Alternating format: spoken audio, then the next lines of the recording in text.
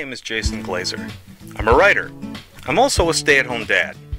Being a stay-at-home dad is pretty chaotic all by itself, but a lot of times it feels like I'm surrounded by even more people than I really am.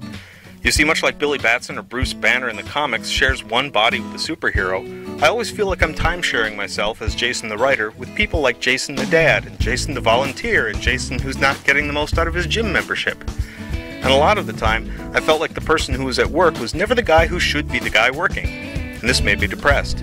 I couldn't see that guy who was writing, and the guy who was trying to be a good father and who spends time with his family, and the guy who was buying groceries and does taxes, and the guy who knew he should probably try to get into shape, were all the same guy. One guy.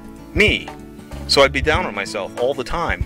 When I was doing one thing, or nothing, all I could think about was how I was neglecting something else.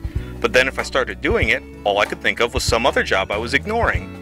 In a way, it was like all the hats I wore in life were separate beings from each other, and they were all in competition for my time and energy in a race to achieve something I could consider to be successful. So at best, only one of me could succeed or win the game, and the rest of me were all losers or failures at the game. The one thing I'd accomplished could never outweigh all the stuff I didn't get done, things I'd felt I'd neglected. But it occurred to me that if my brain was trying to play games with my life, maybe I could change those rules and play a new game where all my pieces were on the same side. Achievement Unlocked. One Gamer's Guide to Self-Motivation.